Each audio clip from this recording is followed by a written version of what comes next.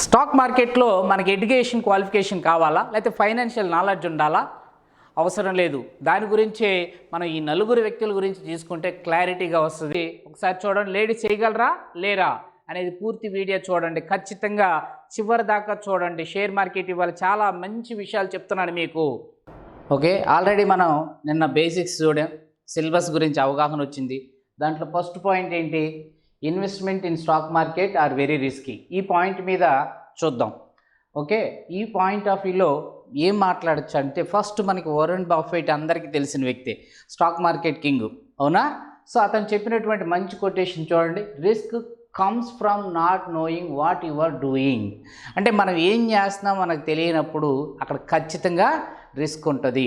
మనం ఏ బిజినెస్ చేసినా రిస్క్ ఉంటుందని అర్థం చేసుకోండి. కాకపోతే స్టాక్ మార్కెట్లో లాంగ్ టర్మ్ ఉన్నోడికి ఎప్పుడూ రిస్క్ ఉండదు. ఎవరైతే షార్ట్ టర్మ్ ఉంటారో వాళ్ళకి రిస్క్ ఉంటుంది. ఈ పాయింట్ గురించి చాలా క్లారిటీగా ఒకసారి చూద్దాం. ఓకే, మనకి ఫర్ ఎగ్జాంపుల్ నేను తీసుకున్నటువంటి మ్యాప్ చూసినట్లయితే 1991 నుంచి మనకు 2004, 2002 వరకు ఒక్కసారి మార్కెట్ అనాలిసిస్ చేసి చూద్దాం. మనకి మార్కెట్ ఎప్పుడు పడిపోయింది? 2008లో ఒకసారి పడిపోయింది, అవునా? 2008లో మ్యాక్సిమం నెంబర్ ఆఫ్ కారణాలు, ఒకటి సాఫ్ట్వేర్ డౌన్ సైడ్ అవటం కానీ, లేకపోతే చిన్నది. దానికి ముందు 2000లో ఒక్కసారి డౌన్ఫాల్ అయింది. దానికి ముందు మనకి 92 స్కామ్ ఒకటి డౌన్ఫాల్ అయింది. సో ఇక్కడ తర్వాత చూడండి, ఇక్కడ మనం ఎప్పుడు కూడా లాంగ్ టర్మ్ ఇన్వెస్ట్మెంట్ చూస్తే ఎంత ప్రాఫిట్ వచ్చిందో ఒకసారి చూడండి. లాంగ్ టర్మ్ ఇన్వెస్ట్మెంట్, షార్ట్ టర్మ్లో ఏమైతే ఎవరైతే ఎవ్రీ ఇయర్ లేకపోతే 6 months 3 months పెడుతున్నారో వాళ్ళకే లాస్ అవుతుంది, కానీ లాంగ్ టర్మ్లో ఉన్న వాళ్ళకి ఎక్కడా కూడా లాస్ అవ్వదు. మనం సింపుల్ ఎగ్జాంపుల్స్ ఒకసారి చూడండి. మనకి 2008లో ఒకసారి డౌన్ఫాల్ అయింది, ఇక్కడెక్కడ గ్యాంబ్లింగ్ లేదు, సో సాఫ్ట్వేర్ సైడ్ మొత్తం డౌన్ఫాల్ అయింది. దాని తర్వాత మళ్ళా భూమి వచ్చింది, అప్ సైడ్ వెళ్ళింది. మళ్ళీ వచ్చేసరికి 2000 మనకి ఎప్పుడు బాగా డౌన్ఫాల్ అయింది, ఎక్కడ డౌన్ఫాల్ అయింది? 2019 కోవిడ్ ఇమీడియట్ రియాక్షన్తో మళ్ళా ఎక్కింది. అంటే ఇక్కడ ఏమవుతుందంటే మీకు రియాక్షన్ ఎక్కడ ఇస్తున్నారు? లాంగ్ టర్మ్ ఇన్వెస్ట్మెంటర్స్కి ఎప్పుడు కూడా లాభాలే. ఎవరైతే షార్ట్ టర్మ్ మాత్రమే ఆలోచిస్తారో వాళ్ళకి ఎప్పుడు నష్టాలు జరుగుతుంది. ఇది మైండ్లో పెట్టుకోండి.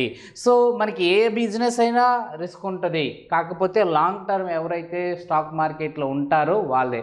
స్టాక్ మార్కెట్లో లాంగ్ టర్మ్ ఉండాలంటే మీరు ఏం చేయాలా? మీ క్యాపిటల్ని కాపాడుకోవాలా. మీ క్యాపిటల్ని కాపాడుకోవాలంటే ఏం చేయాలా? ఫస్ట్ మీరు చదవటం నేర్చుకోవాలా, దీంట్లో ఇన్వెస్ట్మెంట్ చేయటం నేర్చుకోవాలి. అంతేకాదు కానీ ఎవరో కాల్స్ ఇచ్చారని చెప్పి ఇమీడియట్గా ఇంట్రాడే చేయటం, దానివల్ల మార్కెట్లో లాస్ అయిన వాళ్ళందరూ కూడా ఆప్షన్ సెల్లర్స్ అంటారు, ఆప్షన్ బయ్యర్స్ అంటారు, ఫీచర్స్ అంటారు. ఇవన్నీ ముందు నీట్గా అర్థం చేసుకోవడానికి ట్రై చేయండి. కానీ ఎవరో ఫోన్ చేసి మేము చేస్తాం ఇన్వెస్ట్మెంట్ చేయండి అని చెప్తే మాత్రం ఎట్టి పరిస్థితుల్లో చెయ్యొద్దు. ఓకేనా? సో ఈ ఫస్ట్ పాయింట్ క్లారిటీ వచ్చింది కదా. ఏ పాయింట్? స్టాక్ మార్కెట్లోనే ఎందుకు ఇన్వెస్ట్మెంట్, ఇది రిస్క్గా లేకపోతే నార్మల్గా ఉంటుంది అనేది క్లారిటీ వచ్చింది కదా. ఏంది? లాంగ్ టర్మ్ ఎప్పుడు కూడా బెనిఫిటే. చాలా క్లియర్ కట్గా నేర్చుకున్నాం ఫస్ట్ పాయింట్. నెక్స్ట్ రెండో పాయింట్, మార్కెట్లో రిస్క్ అనేది ఎప్పుడు ఉంటూనే ఉంటుందని ఆల్రెడీ చూసాం. రిస్క్ అనేది ఎప్పుడు ఉంటుంది మనకి తెలుసుకోండి. ఫర్ ఎగ్జాంపుల్ మీద రైడింగ్కి వెళ్ళినప్పుడు మనకి ఏదైనా యాక్సిడెంట్ అవుతుంది, అవ్వదు, ఈ రెండు కన్ఫర్మేషన్ లేదు కదా. మరి దానికోసమే మనం ఏం చేసాం? సేఫ్టీ ఏం వాడాం? హెల్మెట్ పెట్టుకున్నాం. అట్లానే స్టాక్ మార్కెట్లో కూడా మనకి సేఫ్టీ టెక్నిక్స్ ఉంటాయి.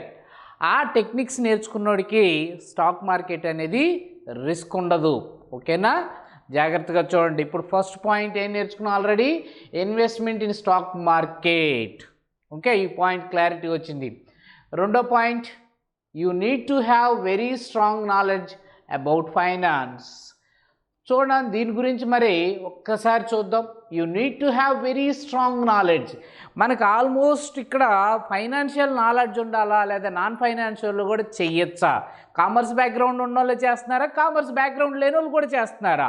సో కామర్స్ బ్యాక్గ్రౌండ్ లేకుండా ఎంతమంది ఏ విధంగా సంపాదించారో ఒక్కసారి చూద్దాం. మనకి విజయ్ కేడియా, ఇతనికి బీకామ్, ఇతనికి కామర్స్ అనుకుందాం. అలానే పురంజిత్ వేలియత్, ఇతను లా గ్రాడ్యుయేట్, ఇప్పుడు నెట్వర్త్ ఎంత? 204 కోట్లు. ఓకే, నెక్స్ట్ రమేష్ దమాని, అతను చేసింది ఏంటి? కామర్స్ బ్యాక్గ్రౌండ్ కాదు, హెచ్ఆర్ స్పెషలైజేషన్. అలానే ఆర్కే దమాని, డిమార్ట్స్ అన్నీ ఈయన చేతిలోనే ఉన్నాయి. ఇప్పుడు డిమార్ట్ హెడ్. అవునా? ఆర్కే దమాని అతనికి వచ్చేసరికి అతను ఏం చదువుకున్నాడు? అండర్ గ్రాడ్యుయేట్ డిగ్రీ చదువుకున్నాడు. మరి అట్లాంటి వ్యక్తి మరి ఈజీగా అంత మెయింటైన్ చేసినప్పుడు ఇతనికి మనకెందుకు కుదరదు చెప్పండి? సో మన క్వాలిఫికేషన్స్తో పని లేదు, మినిమం నాలెడ్జి మనకు అర్థమయ్యే లాంగ్వేజ్లో చేసుకుంటాం. ఇక్కడ నేను అంతా కూడా అర్థమయ్యే లాంగ్వేజ్లోనే చెప్తాను. మనం ప్రాక్టికల్ లైఫ్ స్టైల్లో ఎలా అయితే ఉన్నాయో దాని పరంగానే మీకు నేర్పిస్తాను. సో మనకి వరుణ్ బాఫెట్ ఉంది. అతను ఎప్పుడు స్టార్ట్ చేశాడు? 11 సంవత్సరాలకు స్టార్ట్ చేశారు. ఓకే, 11 సంవత్సరాలకి న్యూస్ పేపర్ వేస్తూ అతను న్యూస్ పేపర్లో జరిగేటటువంటి సంఘటనలు చూస్తూ దాన్ని పెరుగుతా ఇతనికి ఇప్పుడు 92 సంవత్సరాలు, కింగ్ ఆఫ్ షేర్ మార్కెట్. అవునా? కాబట్టి మన ఇండియా పరిస్థితి ఏంటంటే, సో 11 సంవత్సరాలు లేదా 16 సంవత్సరాలు 20 సంవత్సరాలు నేర్చుకుని అంటే వద్దు అంటారు. సో మిగతా కంట్రీస్కి మన కంట్రీస్కి వేరియేషన్ తేలా ఉంది. మనం ఓన్లీ సర్టిఫికెట్లు సంపాదించుకొని సర్టిఫికెట్ల మీద ఏదైనా ఉద్యోగం సంపాదించుకోవడానికి చూస్తాం. బట్ ఇతర కంట్రీస్ ఏంటి, ఒక సర్టిఫికెట్తో పాటు ఇతర నాలెడ్జ్ మీద కూడా పిల్లలకి ఫస్ట్ నుంచే నేర్పించడం వల్ల వాళ్ళకి ఇన్కమ్ సోర్సెస్ అనేవి కనిపిస్తుంది. ఓకేనా? ఇక్కడ మనం నేర్చుకోవాల్సిన విషయం ఏంటి? సో మన ఎడ్యుకేషన్ క్వాలిఫికేషన్స్తో లేదా మనకి ఫైనాన్స్ ఉందా లేదా అనేది ఎప్పుడు ఆలోచించొద్దు. Okay, already first point clarity వచ్చింది, స్టాక్ మార్కెట్ రిస్క్. రెండో పాయింట్ ఏంటి, దీని మీద నాలెడ్జ్ ఉంటేనే వస్తుందా లేకపోతే ఫైనాన్షియల్ నాలెడ్జ్ ఉందా లేదనే చూసుకోవచ్చు. దాని తర్వాత మూడో పాయింట్ మనకి small investor cannot make money. చిన్న పెట్టుబడిదారులు దీంట్లో సంపాదిస్తారా సంపాదించలేరా చూద్దాం. చిన్న ఎగ్జాంపుల్ చూసుకుంటే కనుక మనకి తెలిసినటువంటిది జాగ్రత్తగా చూడండి. Little drops water makes the mighty ocean. చిన్న నీటి చుక్కలు మహాసముద్రాన్ని సృష్టిస్తాయి. చిన్న నీటి చుక్కలు మహాసముద్రాన్ని సృష్టిస్తాయి అనేది నేర్చుకోండి. స్మాల్ ఇన్వెస్టర్స్ కూడా ఎంత ఇన్వెస్ట్మెంట్ చేయొచ్చు? 100 రూపీస్ నుంచి ఇన్వెస్ట్మెంట్ చేయొచ్చు. సో దానికి మనం చిన్న ఎగ్జాంపుల్ చూద్దాం. మనం జనవరి 23లో కనుక ఎవెన్యూ అంటే మనకు వచ్చేసరికి పెప్సీకి సంబంధించినటువంటి బాటిల్ తయారు చేసే కంపెనీ. సింపుల్గా చెప్తే దాని ఒక్క షేర్ ప్రతి నెల ఒక్క షేర్ కొంటే చాలు అనుకుందాం. ఫర్ ఎగ్జాంపుల్ జనవరిలో దాని క్లోజింగ్ ప్రైస్ 230 దగ్గర ఒకటి కొన్నాం. ఇలా మంత్లీ ఒకటి చొప్పున కొన్న యావరేజ్గా నీ ఇన్వెస్ట్మెంట్ ఎంత అవుతుంది? 4067. రిటర్న్ ఎంత వచ్చింది? నియర్గా 40% రిటర్న్ వచ్చేసింది. అదొక్కటే కాదు, మీరు 100 రూపాయల నుంచి పెట్టుకోవచ్చు. దీంతోపాటు ఇంకా మనకి చాలా ఉన్నాయి. ఏమేమి ఉన్నాయి? సిప్పులు ఉన్నాయి. ఓకేనా? యావరేజ్గా సిప్పులో పెట్టుకున్నా మీకు యావరేజ్గా 10% రిటర్న్ వస్తుంది. No risk, simple. ఓకే, దాని తర్వాత మనకి ఏదైనా అంటే మిగతా ఫిక్స్డ్ డిపాజిట్ కన్నా ఫర్ ఎగ్జాంపుల్ ఎస్బీఐ తీసుకుందాం. ఎస్బీఐలో ఫిక్స్డ్ డిపాజిట్ ఉంది, మరియు అలానే ఎస్బీఐకి సంబంధించిన స్టాక్ మార్కెట్ ఉంది. సో మరి దేంట్లో ఇన్వెస్ట్మెంట్? అది ఎస్బీఐ, ఇది ఎస్బీఐ. కాబట్టి మనం ఏం చేద్దాం? స్టాక్ మార్కెట్లో కొంత ఇన్వెస్ట్మెంట్ చేస్తే ఫస్ట్ మీరు అనుకున్నట్టుగానే ఒక 10,000 20,000 వరకు ఇన్వెస్ట్మెంట్ చేయండి. ఓకేనా? అంతకన్నా ఎక్కువ అంటే మీకు ఐడియా వచ్చిన తర్వాత ఇన్వెస్ట్మెంట్ చేయండి. అంటే మూడో పాయింట్ ఏం చెప్తున్నాను, స్మాల్ ఇన్వెస్టర్స్ కూడా ఇన్వెస్ట్మెంట్ చేయొచ్చు. ఇక్కడ లక్షలు అవసరం లేదు. జస్ట్ ఒక డీమార్ట్ ఫ్రీ అకౌంట్, అలానే ఇన్వెస్ట్మెంట్ 100. నేను చెప్పే మనకి ఏదైతే స్టాక్స్ ఉన్నాయో 100 రూపాయలు 5 రూపాయల్లో కూడా ఉన్నాయి స్టాక్స్. కాబట్టి 100 రూపాయల నుంచి 50 రూపాయలు ఏదైనా పెట్టుకోవచ్చు, నో ప్రాబ్లం. మీకు గైడ్ చేస్తూ ఉంటాను. సో దానికి సంబంధించింది మీరు చూసుకోండి. ఓకేనా? నెక్స్ట్ 4వ పాయింట్ తీసుకుంటే కనుక మనకి stock market is not for women. Stock market అనేది అసలు ఆడవాళ్ళకు ఉపయోగపడదా? ఓకే, అసలు ఒక చిన్న విషయం చెప్తాను చూడండి. ఈ మేడం గురించి, భాగ్యశ్రీ పటాక్ గురించి సో బీబీసీ న్యూస్ రిపోర్టర్ చెప్పింది. ఏం చెప్పింది? ఆమె పిల్లలకి పెళ్ళి చేసిన తర్వాత ఖాళీగా ఉన్న టైంలో స్టాక్ మార్కెట్లోకి ఎంటర్ అయ్యింది. వెస్ట్ బెంగాల్, ఆమె వీడియోస్ చూడండి, లక్షల్లో ఆమె వ్యూస్ ఉంటుంది. ఆమె ఇన్వెస్ట్మెంట్ కూడా కోట్లలోకి వెళ్ళింది. ఓకేనా?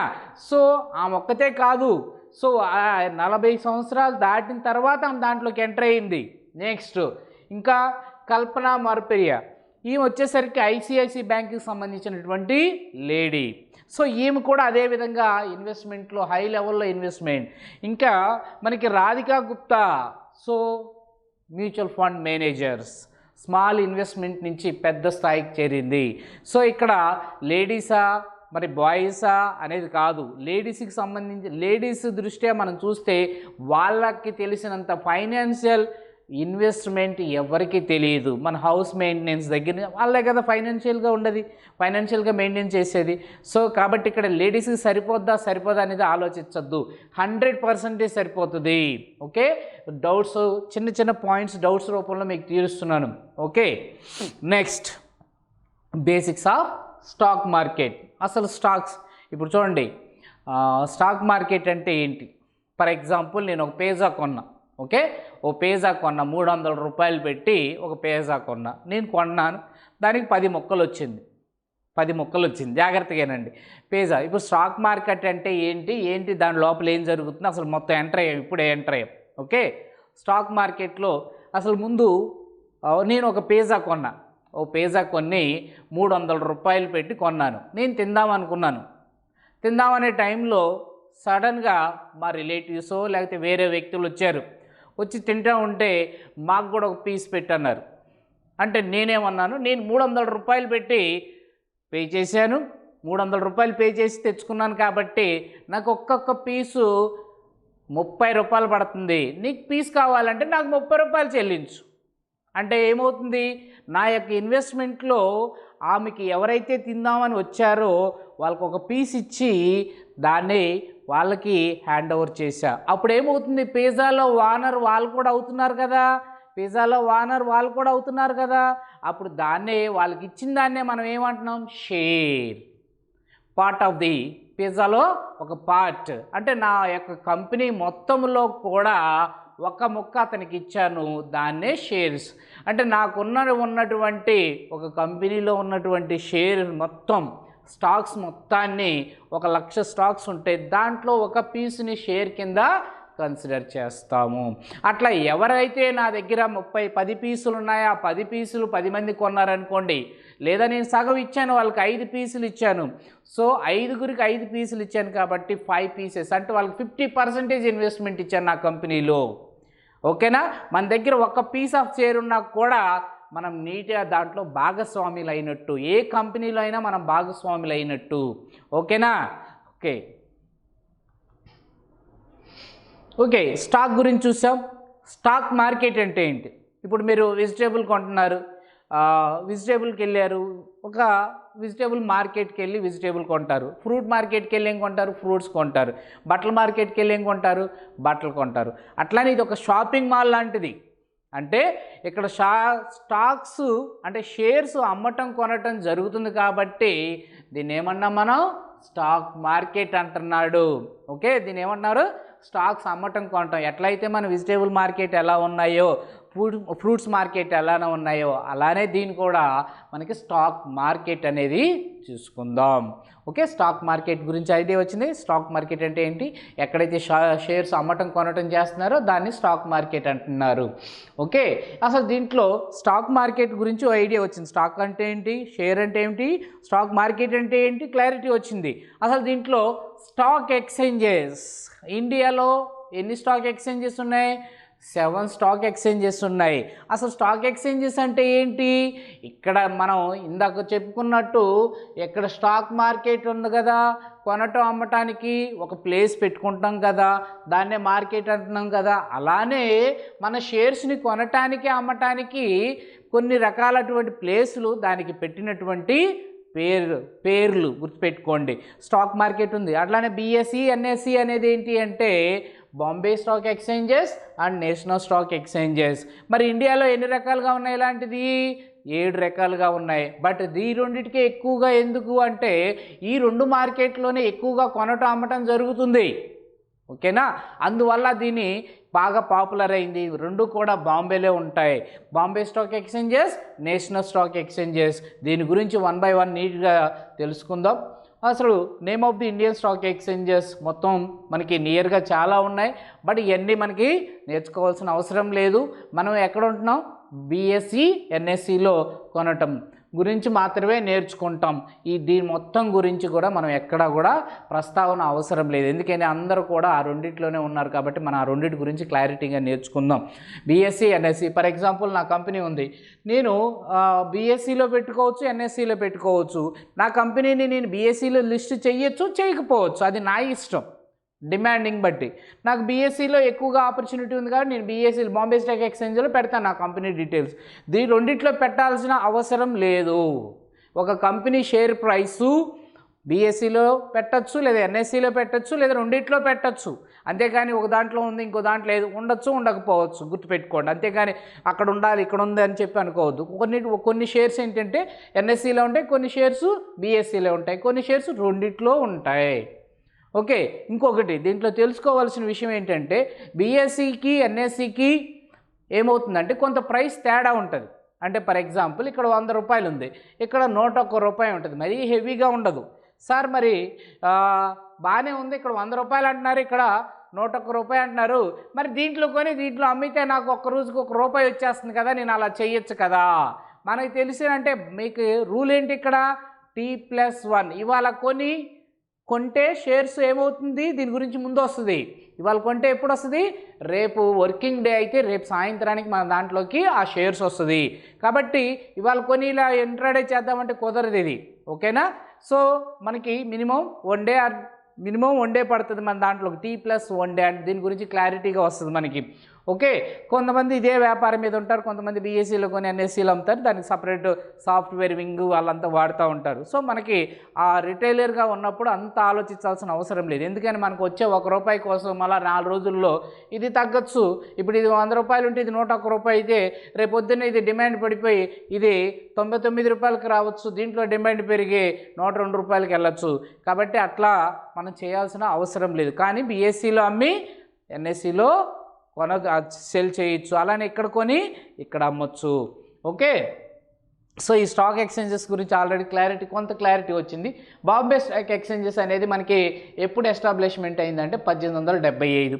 ఇది ముంబైలో ఉంది. సో అంతేకాని దీని గురించి డీప్గా వెళ్ళొద్దు. ఓకే, ఎందుకని ఇవన్నీ కూడా అసలు బేసిక్స్ ఏది రాని వాళ్ళకు బాగా ఉపయోగపడుతుంది. వన్స్ మీకు ఈ స్టాక్ మార్కెట్లోకి ఎంటర్ అయిన తర్వాత దీని గురించి అంత అవసరము లేదు, అసలు పట్టించుకోవాల్సిన అవసరం లేదు. ఎన్ఎస్సి ఇది ఫస్ట్ ఇండియాలో, మరి ఇది ఉంది కదా, ఇది ఎందుకు పాపులర్ అయింది? సో ఎలక్ట్రికల్ అంటే కంప్యూటర్ ద్వారా స్టాక్స్ని కొనొచ్చు అమ్మొచ్చు అని ఫస్ట్ ఇంట్రొడ్యూస్ చేసింది ఎన్ఎస్సి. అందువల్లే ఎన్ఎస్సి తొందరగా పాపులర్ అయింది. సో ఎప్పుడు 1992లో స్టార్ట్ అయింది, కానీ మనకి 94 నుంచి ఇది ఫామ్లోకి వచ్చిందన్న. ఓకేనా, ఫామ్లోకి వచ్చింది. ఓకే, నెక్స్ట్ జాగ్రత్తగా చూడండి. మరి మన Bombay stock exchanges are across the globe. So మనతో పాటు ప్రతి కంట్రీకి ఒక స్టాక్ ఎక్స్చేంజెస్ ఉంటాయి, కొన్ని కంట్రీస్కి ఉండవు. అన్ని కంట్రీలకు ఉండాలని లేదు, కొన్ని కంట్రీలకు ఉంటాయి, కొన్ని కంట్రీలకు ఉండవు. కాకపోతే ఇక్కడ నేర్చుకోవాల్సింది ఏంటంటే మన కంట్రీ ఏ కంట్రీస్ మీద ఆధారపడి మార్కెట్ పడటం పెరగటం జరుగుతుంది అనేది ముందు మనకు ఒక ఐడియా రావాలా. ఓకే, ఏ కంపెనీ అంటే యుఎస్ మీద ఆధారపడుతుందా, యూకే మీద ఆధారపడుతుందా, లేకపోతే జపాన్ మీద ఆధారపడుతుందా, లేకపోతే చైనా మీద ఆధారపడుతుందా, లేదా సింగపూర్ మార్కెట్ మీద ఆధారపడుతుందా, ఇలా ఏ మార్కెట్ మీద ఆధారపడుతుంది అనేది మనం చాలా క్లారిటీగా ఉండాలా. దానికోసం మన మార్కెట్ టైమింగ్స్ దాని మార్కెట్ టైమింగ్స్ మనం తెలుసుకోవాలా. ఒక్కసారి చూడండి. సో మనకు తెలిసింది ఇండియాలో ఉన్నటువంటి స్టాక్ మార్కెట్ ఎక్స్చేంజెస్ ఏమున్నాయి, బీఎస్ఈ ఎన్ఎస్సి. బీఎస్సీని ఏమంటున్నాం మనం, సెన్సెక్స్. అంటే దీంట్లో ఈ సెన్సెక్స్ అంటే ఏంటి, నిఫ్టీ అంటే ఏంటి ముందు నేర్చుకుంటాం, కంగారు పడద్దు. ఓకే, సెన్సెక్స్ అంటే నిఫ్టీ అంటే ఏంటి తర్వాత నేర్చుకుంటాం. సో మన టైమింగ్స్ ఏంటి, 9:15కి స్టార్ట్ చేస్తాం ట్రేడింగ్, 3:30కి క్లోజ్ చేస్తాం. ఇంకొకటి దీని గురించి చాలా క్లారిటీగా తర్వాత వస్తుంది, ఎందుకని టైమింగ్స్ వెరీ వెరీ ఇంపార్టెంట్. మామూలుగా అయితే ఇక్కడ 9:15 to 3:30 after marketing before marketing గురించి తెలుసుకోవాలి. అంటే కొంత 3:30 తర్వాత మళ్ళీ 4 వరకు బ్రోకర్స్ ఎక్స్చేంజెస్ ఈ వర్క్ చేస్తుంది, మనకు దాంతో పని లేదు. ఓకే, సో మనకి చాలా క్లారిటీగా ఉన్నాం. తర్వాత టైమింగ్స్ మన ఇండియన్ టైమింగ్ మార్కెట్ ఇంకా ముందేం జరుగుతుంది తర్వాత ఏం జరుగుతుంది తర్వాత చూద్దాం. మామూలుగా యాజ్ పర్ ఇండియా అన్ని కంట్రీలతో పోల్చుకుందాం. ఇండియా మార్కెట్ వచ్చేసరికి 9:15 to 3:30 మన స్టాక్ ఎక్స్చేంజెస్. అలానే యుఎస్కి సంబంధించి నాస్డాక్ వచ్చేసరికి డవ్ అంటారు. Okay, Nasdaq, NYSE. Okay, Nasdaq వచ్చేసరికి ఈ రెండింటి మీద ఆధారపడి మనకి కొంత యుఎస్ మార్కెట్ మీద ఆధారపడతాం కాబట్టి ఇది ఈవినింగ్ 7 PM స్టార్ట్ అవుతుంది, నైట్ ఎన్నింటికి 1:30. అందువల్ల ఆ market effect next day morning మన మీద కొంత ఎఫెక్ట్ చూపిస్తుంది, కానీ అంత ఎఫెక్ట్ చూపించదు, గుర్తుపెట్టుకోండి, కొంతవరకే ఎఫెక్ట్ చూపిస్తుంది. ఓకే, 1:30. అలానే యూకే మార్కెట్లో వచ్చేసరికి లండన్ స్టాక్ ఎక్స్చేంజెస్ FTSE 100 అంటారు దీన్ని. సో 1:30 PM మధ్యాహ్నం 1:30కి స్టార్ట్ అవుతుంది మన టైం ప్రకారం. ఓకే, 10 PMకి క్లోజ్ స్టార్ట్ అవుతుంది. ఓకే, మధ్యాహ్నం 1:30కి స్టార్ట్ అవుతుంది, నైట్ 10 PMకి క్లోజ్ అవుతుంది. అలానే జపాన్ మార్కెట్ని కూడా మనం అబ్జర్వ్ చేస్తూ ఉండాలి ఖచ్చితంగా. సో ఇది మార్నింగ్ 5:30కి స్టార్ట్ అవుతుంది, 11:30కి ఆల్రెడీ క్లోజ్ అవుతుందన్న, తక్కువ టైం ఇది. ఓకే, 5:30, 11:30. అలానే హాంకాంగ్ వచ్చేసరికి 6:45, 1:30. నెక్స్ట్ చైనా వచ్చేసరికి పొద్దున్న 7ంటికి, మధ్యాహ్నం 12:30కి. చాలా క్లారిటీగా ఉంది కదా. మనం చైనా మార్కెట్ మన మీద అంత ఎఫెక్ట్ చూపించదు, ఎందుకని ఇది ఎన్నింటికి క్లోజ్ అవుతుంది, 12:30 PM క్లోజ్ అవుతుంది కాబట్టి మనకి ఎఫెక్ట్ చూపించే మార్కెట్ ఏంటి? So US market and UK market లేదా జపాన్ మార్కెట్, ఈ మూడింటిని మనం అబ్జర్వ్ చేస్తూ ఉండాలా. ఓకే, కొంతవరకు హాంకాంగ్ సంబంధించి కూడా మనం అబ్జర్వ్ చేస్తూ ఉండాలా. ఓకే, ఈ 4టిని కొంచెం అబ్జర్వ్ చేస్తూ ఉంటే, సార్ ఎక్కడ అబ్జర్వ్ చేయాలా, నేనున్నానుగా చెప్పడానికి, కంగారు పడాల్సిన అవసరమే లేదు. ఓకే, నెక్స్ట్ ఇప్పుడు మీకు దేన్ని అబ్జర్వ్ చేయాలి ఏంటి అనేది ఒక క్లారిటీ వచ్చింది. Okay, why does the stock market exist? Stock మార్కెట్లో ఎందుకు ఉండాలా? గత 22 సంవత్సరాల డేటా చూస్తే కనుక, ఓకే, గత 22-23 సంవత్సరాల డేటా చూస్తే కనుక మనకి జాగ్రత్తగా చూడండి, చాలా నీట్గా రాశాను. గోల్డ్లో 7 times మనకి ఎక్కువగా ప్రాఫిట్ వచ్చింది. అంటే మిగతా మనకి gold, fixed deposit, property, equity. So fixed deposit వచ్చేసరికి 5 times మనకి ప్రాఫిట్ వచ్చింది. అలానే ప్రాపర్టీ మీద ఎప్పుడూ సరిగ్గా క్లారిటీ ఉండదు కాబట్టి సో దాని మీద మనకి 0 times చెప్పలేం. నెక్స్ట్ ఈక్విటీ మీద దగ్గర 10 times కాదు, 13 times, 13 సార్లు ఎక్కువగా వచ్చింది. అంటే మిగతా మార్కెట్తో పోలిస్తే మనకి ఈక్విటీ మార్కెట్ ఏమవుతుంది, బెటర్ దాన్ దట్. కాబట్టి సో ఇక్కడ ఎలా ఉంటుంది, వై ఇన్వెస్ట్ ఇన్ స్టాక్ మార్కెట్లోనే ఎందుకు పెట్టాలనేది ఒక క్లారిటీ. అంటే ఇది ఈ వీడియో ఎప్పుడైతే చూస్తున్నారో మీకు ఒక క్లారిటీ వస్తుంది. ఓకే, మనం ఏ బిజినెస్ పెట్టినా కూడా 20-30% కన్నా ఎక్కువగా రాదు. బట్ దీంట్లో ఏంటంటే కొంతకాలానికి మీకు లాంగ్ టర్మ్ ఇన్వెస్ట్మెంట్లో బాగా ప్రాఫిట్ వస్తుంది అనేది అర్థం చేసుకోండి. మిగతా దాని మీద అంటే మనకి ఈ మొత్తం డేటా చూస్తే మీకు ఒక ఐడియా వస్తుందని ఈ డేటా కలెక్ట్ చేసి చెప్తున్నాను మీకు. ఓకే, సో ఈ డేటా మొత్తం అవసరం లేదు. సో నా క్లాసులు చెప్పే దాంట్లో మీకు మొత్తం నీట్గా అంటే కింద కోర్స్ ఏదైతే నా కోర్స్ మొత్తం ఫుల్ కోర్సు నా యాప్ని లింక్ కింద పెట్టాను. మీకు ఎవరైనా కావాలనుకుంటే దీని గురించి కూడా చాలా క్లారిటీగా చూపించాను. సో ఇన్ఫ్లేషన్ గురించి లేకపోతే మీకు ఏమైనా డౌట్ అయితే కనుక కింద కామెంట్ రూపంలో తెలియజేయండి. అట్లనే కంపల్సరీ మీరు చేయాల్సిన పని ఏంటంటే నాకు లైక్ చేసి కొంచెం సబ్స్క్రైబ్ చేసి మీ ఫ్రెండ్స్కి ఉంటే షేర్ చేయండి. ఎందుకంటే ఇప్పుడు IPO షేర్ మార్కెట్ బూమ్ బాగా ఉంది కాబట్టి దాంట్లో ఇన్వెస్ట్మెంట్ చేయడానికి ఎలా చేయాలి ఏంటి అనేది రెగ్యులర్గా గైడ్ చేస్తూ ఉంటాను. ఓకేనా, నా ఎక్స్పీరియన్స్ని మీకు గైడ్ చేస్తూ ఉంటాను. Okay, thank you.